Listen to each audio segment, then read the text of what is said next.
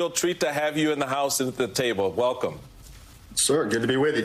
Mr. Chairman, I'm wondering, what is your reaction to the comments from former President Donald Trump last night at that conservative rally in South Carolina?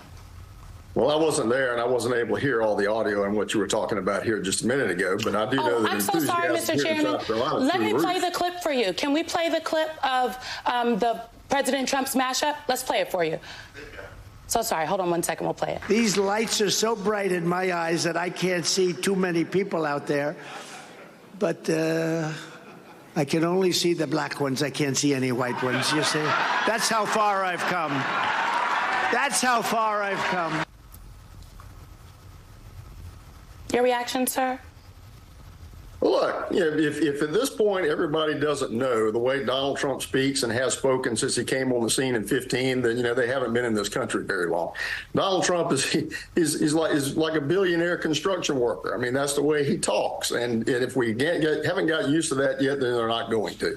Simple fact, though, is you've got a room full of people there, as was pointed out a minute ago, who are conservatives. Those are black conservatives who are engaged in our party, who support the president. They invited him to come be there, and I'm sure enjoyed having him there last night.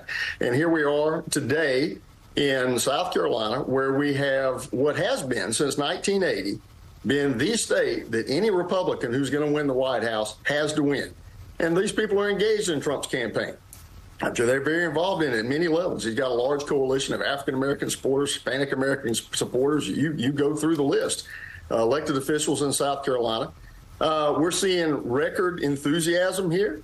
What hasn't been talked about yet, and I saw your reporter going through the big board there a minute ago, is the early vote here in South Carolina. So the total on the early vote came in at the end of the day on Thursday. And our total statewide was 208,000 votes. Democrats only had 132,000 people statewide vote in their primary, and that was after Jim Clyburn and Joe Biden go to the lengths of giving them the first in the nation primary. And that's all the people that they can muster to get excited about voting Democrat. We beat that by 70,000 votes before we even get to primary day here. The record that we've had here in this primary was 765,000. That was in 2016. And I'm predicting today that we're going to beat that number. Mr. Chairman, I appreciate what you just said a moment ago about South Carolina. Since 1980. I am a student of South Carolina. My family's from South Carolina, Columbia, Orangeburg, St. Matthews.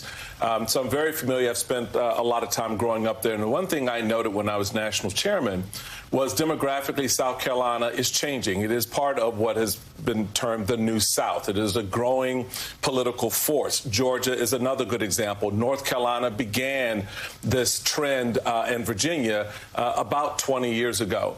To that point, when I was chairman, I